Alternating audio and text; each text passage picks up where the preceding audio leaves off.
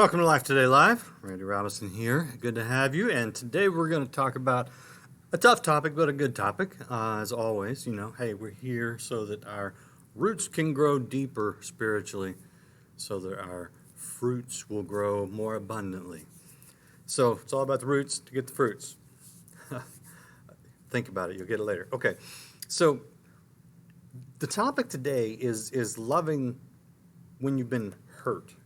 And that is, I could even say humanly impossible, because when people hurt us, we don't love them naturally, right? We're going to be talking to Jentezen Franklin, a pastor who has a book called Love Like You've Never Been Hurt. And he knows what he's talking about. He's been through it. And the thing is, we all get hurt. We all get hurt by people, and usually it's people close. So let's go straight into Jentezen Franklin and get a little bit of his story, and you'll understand as it unravels and we talk about it, why he has had to deal with this and why it's important that you and I deal with it and what we can learn from it, because there's really some good depth here. So here's Pastor Jentezen Franklin. Well, the first thing it implies is you're going to be hurt. It's a matter of time. If you live, Jesus said, offenses are going to come. Somebody somewhere is going to say something to you, or break your heart. And a lot of times that person can be someone very close to you. Usually the people who hurt us the most are the people we've helped the most. Yep. Mark Twain said, if you ever see a dog that's starving and mangy and trembling in its own sickness, and you take that dog home and take care of it and feed it and get it, nurture it back to health, that dog will never bite you. And then he went on to say, therein lies the difference between a dog and a man. Because some of the people that you pour into and that you help the most will hurt you. And in that moment, anybody can get along with people as long as there's no conflict. We can love everybody as long as there's no conflict. But what do you do when conflict comes to your family, your marriage, your home, your relationships? You've got to love like you've never been hurt.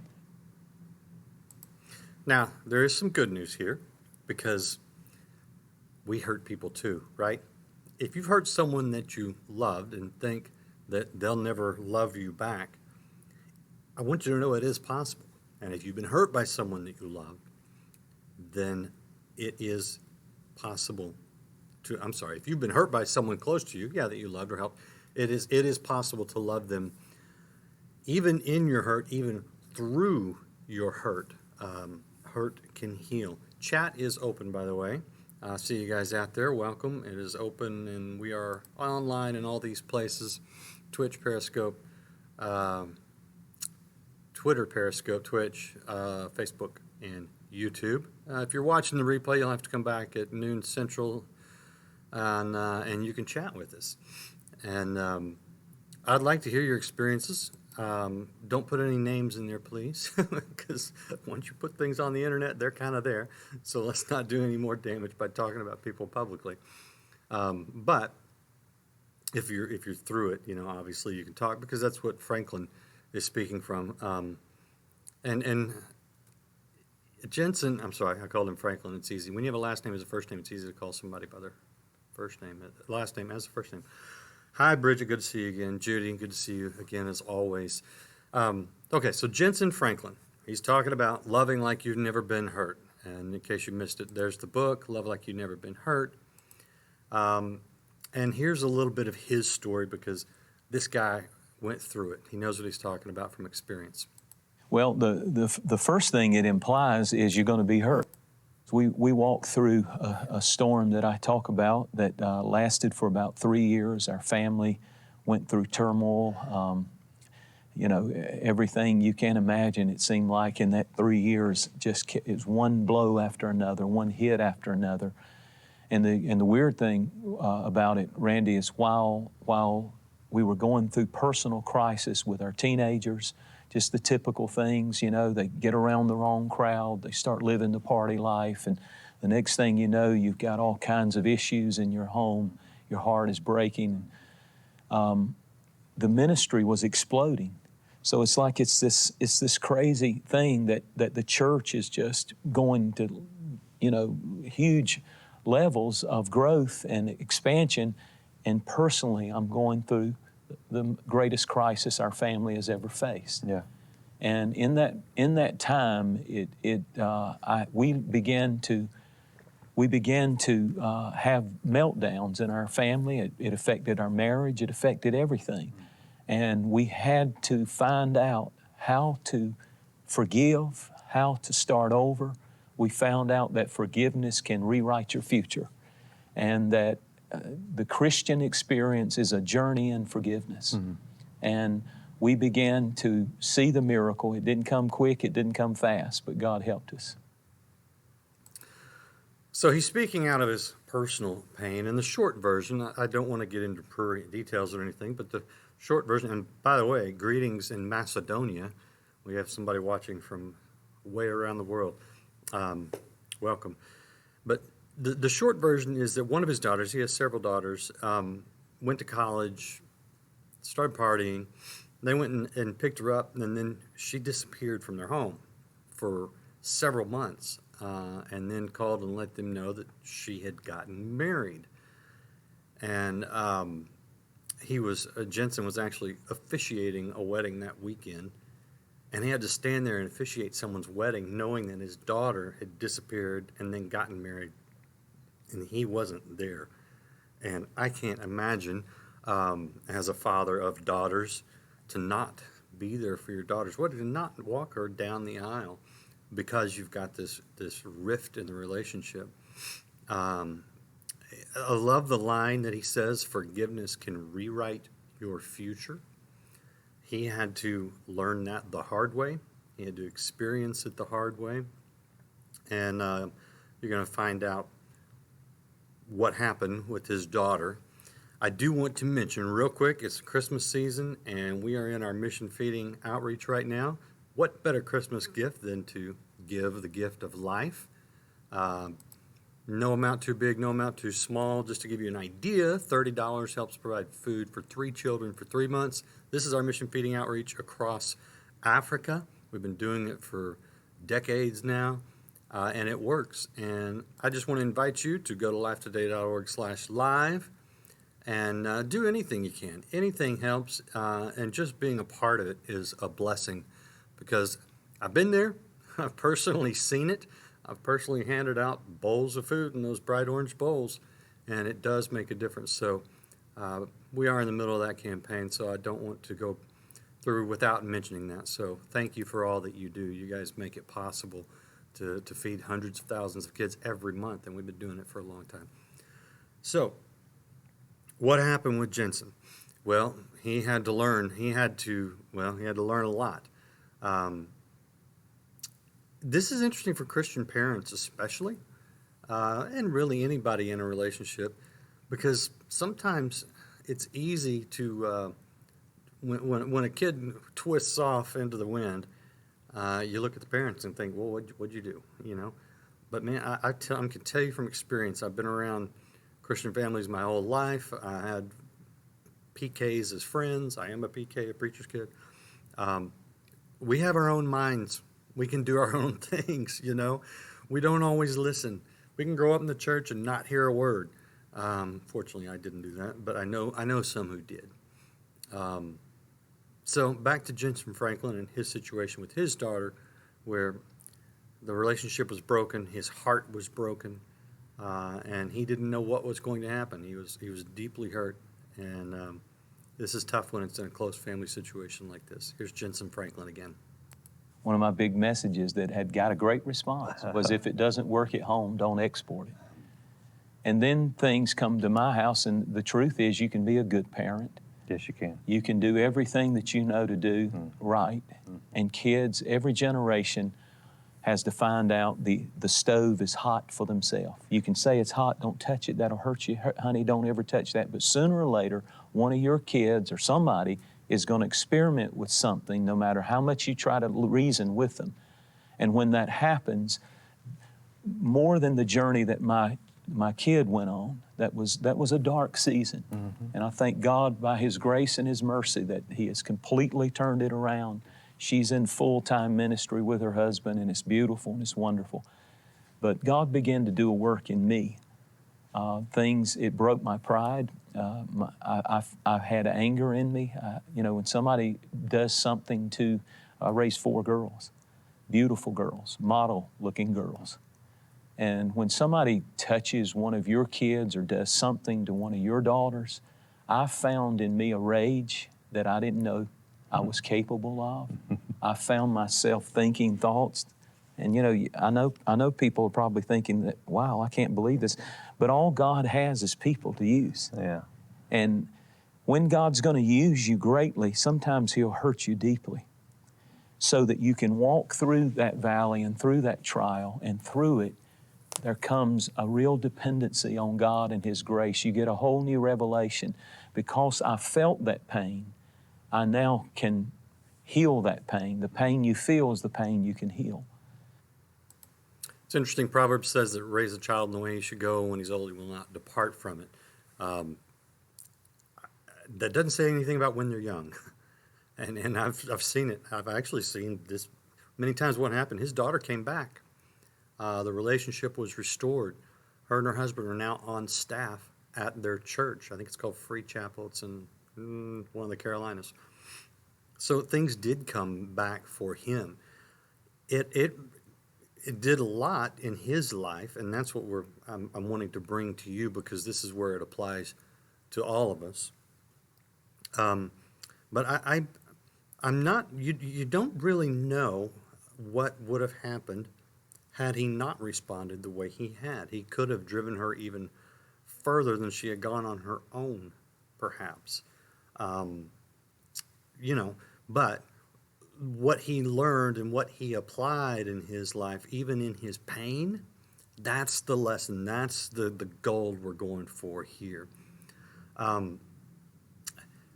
Jesus said, bless those who curse you, okay? People that curse you don't deserve to be blessed, None of us deserve the forgiveness and grace that Christ extends to us. And that statement about blessing those who curse you is interesting because it kind of defies our sense of personal justice or what's right. And it goes against our nature. They don't deserve our love. People that hurt us don't deserve our love, our kindness, our grace, our forgiveness. And that's what makes this exceptional. Now, can you do it on your own? I don't think so. There's the scripture, Paul says, I can do all things through Christ who strengthens me. And we kind of make that a Superman verse by emphasizing, I think, the wrong part, the I can do all things, right? I think the key to that phrase is through Christ who strengthens me. You flip that around, I can't do anything without Christ and His strength, but I can do all things through Christ who strengthens me.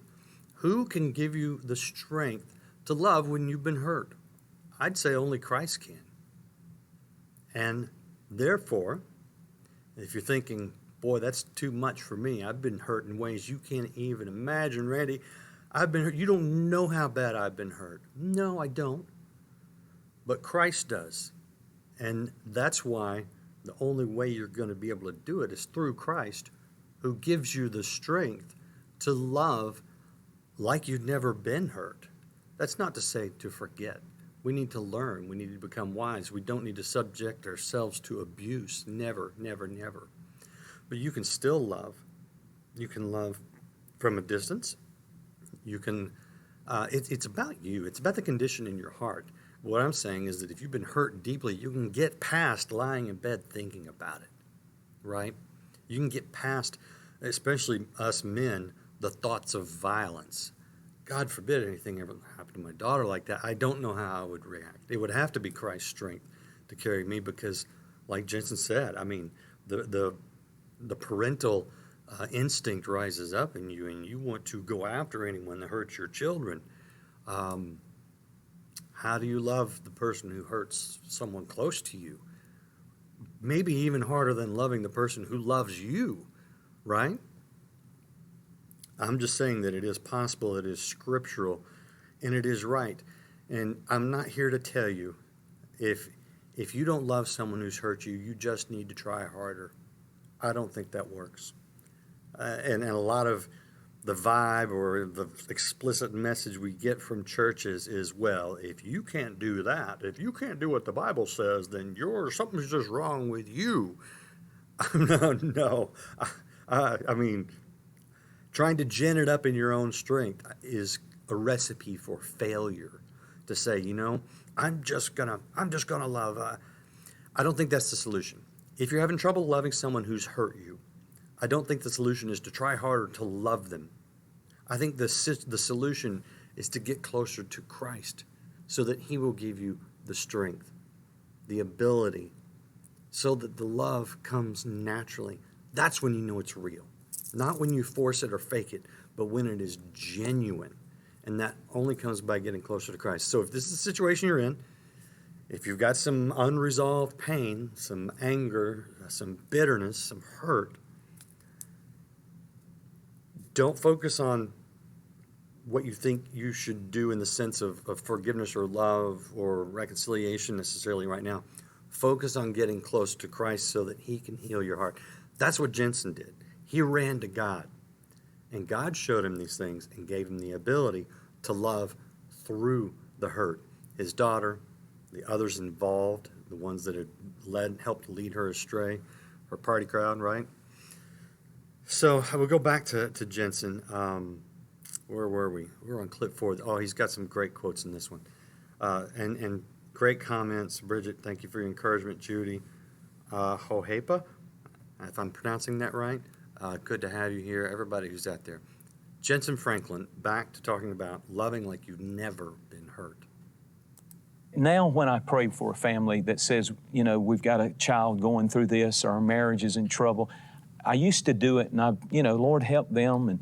But now that I've walked through that, there is a compassion, there is a sincerity, and there is an ability, an authority, actually, from the Holy Spirit to deal with that situation and know, because I've seen God do it for me. He's no respecter of persons. He can heal your family, your marriage, your relationships. It's just a tragedy. Christians are in a mess. We don't know how to love one another. Parents that haven't live in the same city and don't speak to their children. Brothers and sisters, siblings who got in an argument over money, suing one another. I tell in the book about a funeral that I did. And 2 sisters are going by to see their precious mother, saint of God, that I did the funeral. And she's laying there, and they're over her body, and one of them reaches in. They get in an argument, and she's trying to yank the ring off her dead mother's finger. Goodness. And they're screaming at each other, it's mine, no, she gave it to me. And, we don't like to talk about this stuff, but this is the real world. And those people don't speak to one another unless God does a healing work. And for me, it came down to, you never are lowering your standards if you love. Love never fails. You're never compromising if you love. I don't care what your kids are going through, what you're going through in your life. Just keep loving, just keep reaching, just keep trying, and God will get you through it. And 70 times 7. How many times do I forgive, Peter said. And Jesus said, not 7 times, 70 times 7. You are never compromising when you love. You're not even compromising justice when you love. If someone's done something wrong and they've hurt you and you love them anyway, you're not letting them off the hook. You're in obedience to God. You're putting them on God's hook. You're not compromising. You're not lowering your standards when you love. Think about that. I mean, write that on your dry erase board. Put it on your refrigerator, right? So it's interesting also that Jentezen reflects and says that he can minister out of his pain. And this is absolutely true. I know, having been through some difficult situations, I am most effective when I'm talking to someone who's in the middle of that same difficult situation, because I know, I get it, I've been there, I can relate. Everything's a little different, but yet a lot of things are very much the same. If you've been through something like Jensen's been through, or whatever you've been through, once God heals you, once God restores you, He will enable you to turn around and minister to others who are there. And that's where He wants us to be, because that's a place of wholeness. That's a good place to be, where you're helping others because you're no longer just damaged goods. That's the goal. That's the process that we need to go through in this life. And again, it is a process. Take your time, work through it, get close to God, let Jesus give you His strength, and refine in you the things that you're dealing with, and then you will be in a place to minister to others. Now, as a pastor, and really, this applies to all of us, when someone else fails or causes a perceived failure in us, I'm not talking about a direct failure of your own.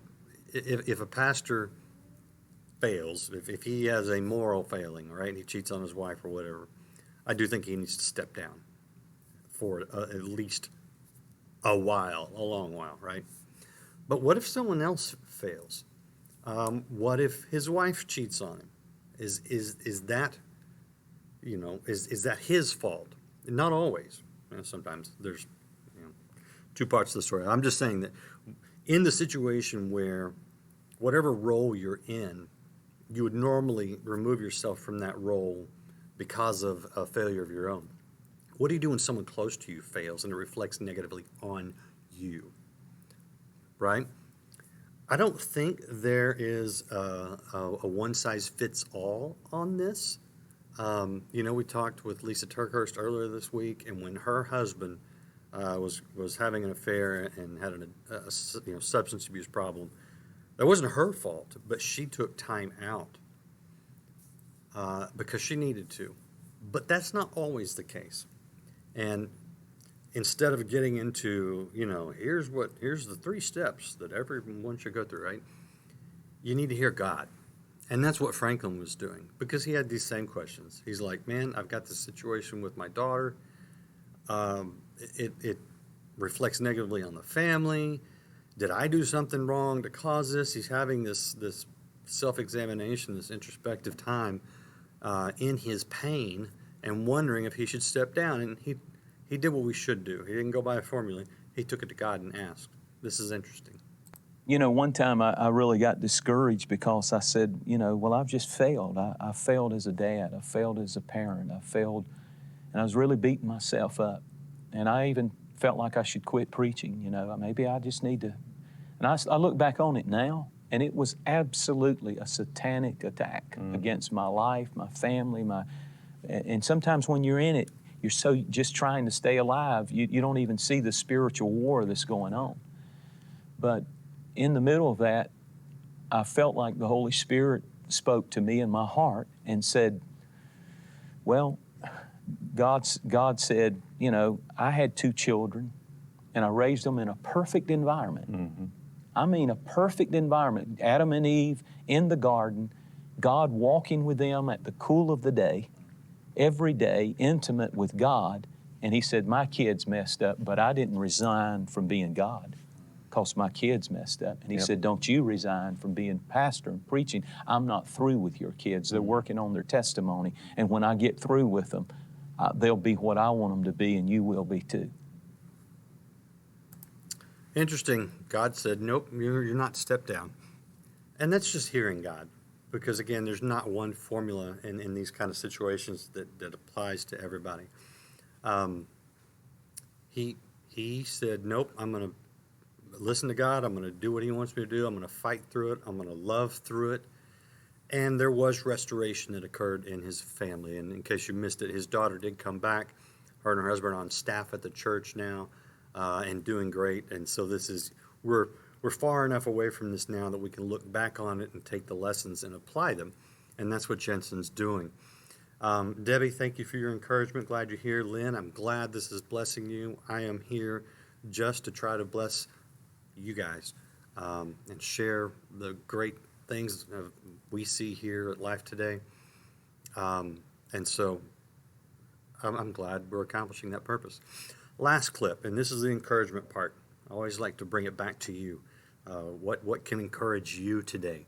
And so, Jentezen Franklin, after going through all this hard time, after taking it to God, after hearing these strong words like forgiveness can rewrite your future, you never lower your standards, or you never compromise when you choose to love. I mean, those are deep, deep lessons. And one more, and this is the final bit of encouragement from Jentezen Franklin, author of this book, in case you missed it, Love Like You've Never Been Hurt. Good book. If you're going through something, I mean, this will help you. So you can go pick that up wherever you get books. But back to Jentezen Franklin, giving you a little hope if you're going through this kind of battle right now. These are lessons you learned not after the fact, but in the middle of it. In the middle of it. You didn't know the outcome. I thought I knew it. I knew the theology of it. I understood the biblical, but it's different when you walk through Yeah, it. it is. It's different when it's your house. And you know, it's one thing when it's something that comes and it's a little bump in the road, and boy, you had a few bad weeks there, but you got it all. But when it's a prolonged, let's say an addiction, when it's a situation that is so severe that it lasts for years, the Bible said in Daniel that Satan would try to wear out the saints of the Most High. And there's a wearing down, a heaviness that can come on people. And I want to encourage anybody watching today that don't give up and don't lose hope.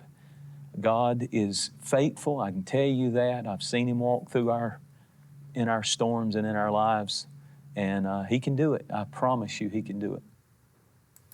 Whatever you're facing, if it's one of those long battles especially that's wearing you down, I would encourage you just to get your eyes off the battle, off the pain, off the situation as much as possible, and lift your eyes to where your help comes from. Look to the Lord. Invite Him in to fight your battles for you. He will. He will get you through it. God is faithful. He can do it. He doesn't always do it as quick as we want, but that's okay. Get close to Him. He will be your shelter. He will be your comfort, and He will carry you through. That's the promise. He will never leave you or forsake you. That's the encouragement for today. So learn to love like you've never been hurt, and really that's only a retrospect thing. You look back and go, wow, I did love, and that came from Christ. He gave me the comfort. Debbie, again, thank you for your encouragement. Bridget, Lynn, who else is out there? Judy, Robert, all you guys, great to have you. And don't forget, make Christmas special. Make every day special. If you can, help us with the mission feeding outreach. Lifetoday.org/live. Give a little food this Christmas. You will literally be saving lives. And a lot of people want your Christmas dollars, but I'm telling you, this is the best place to put it by far. So if you can do something, that'd be great. Thank you guys. Bless you guys. Come back again. If you're watching the replay, join us live sometime right here on Life Today Live.